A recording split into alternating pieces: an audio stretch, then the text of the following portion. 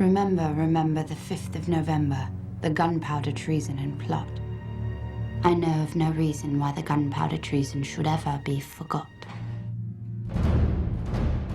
Happy 5th of November. Today I wanted to discuss V for Vendetta, one of my favorite action and comic book adaptations out there. In my eyes, this is a movie that succeeds on many different levels. First of all, it's a really fun action movie. All of the action moments flow together and really help tell the story. In addition, below the surface, there are a lot of different messages, themes, and ideas expressed in this movie that are still relevant today and maybe even more so than when the film came out.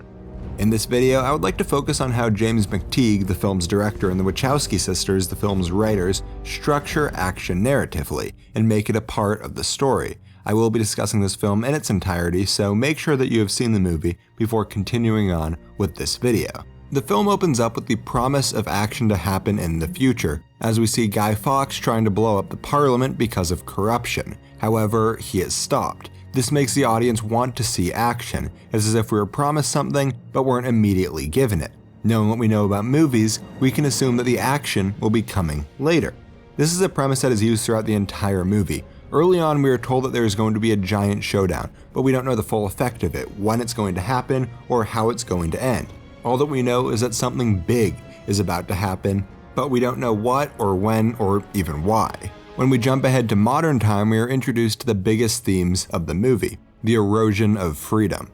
We are introduced to this through the talk show host Louis Prothero, who advocates for punishments for anyone who is not of English descent. This would strip away the freedom of everyone else. This is the loss of freedom due to bigotry, and is found throughout the entire movie. However, in the next scene, we are introduced to the loss of freedom due to regulations. Because of the lack of freedom, nobody is allowed to walk on the street. Simple rights are taken from everyday people. The lack of freedom causes Evie to be pushed into a bad situation. However, she is saved from these people because of V. The way that she saves her is through violence. Ultimately, this causes us to associate action and violence with liberation, and for the rest of the movie, we see violence in a positive light, and oppression in a negative one. This is what I want to focus on in this video, looking at what action scenes are able to achieve, because every one has a point. Each of them add up to something, but even more important than that, all of them have been set up earlier in the movie. The first fight was set up because the thugs were going to attack Evie. The next action scene occurs when V detonates the explosion in the Old Bailey statue.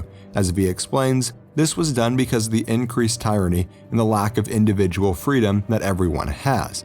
But what it sets up is the conflict. This was the inciting moment. Everything that we see in this movie from here on out was caused by this one event. This isn't action that's being wasted. It's not action to be cool. It's action to advance the story.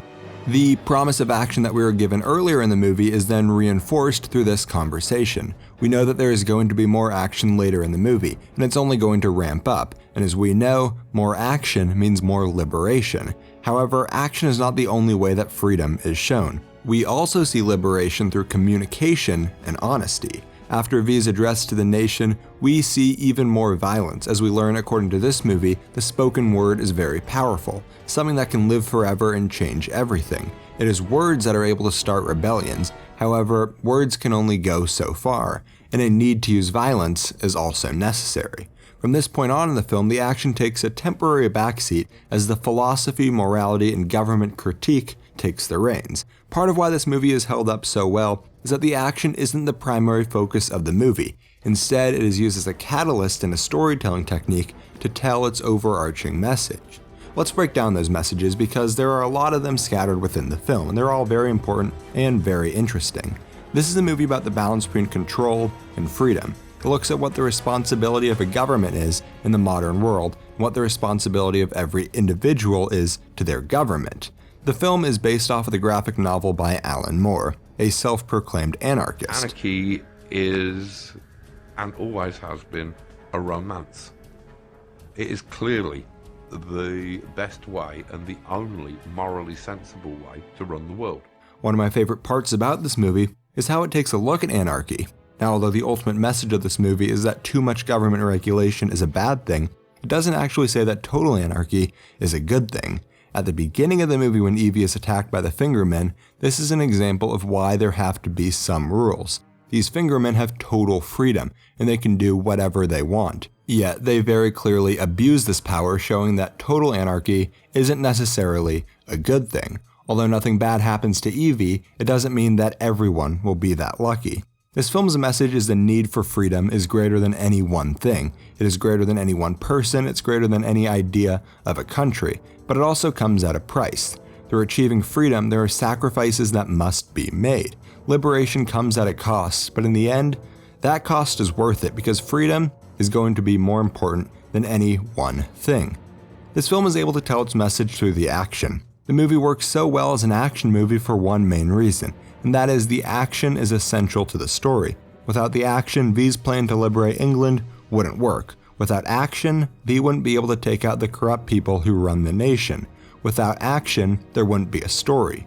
In some action movies, it seems like the action drives the story, where the characters have to go to location A, and at location A, a giant set piece occurs. Then they go to location B, where another set piece occurs. The reason that they are doing anything is because that is where the action is going to take place. Everything that happens in the movie is driven by the need for there to be action. In this movie, however, the action is a means of completing the goal. V's goal isn't to kill as many people as possible, but instead to liberate the people of England from the corrupt government. The way that he achieves this is through action and violence. Whenever I watch this movie, I'm always so impressed by how everything blends together.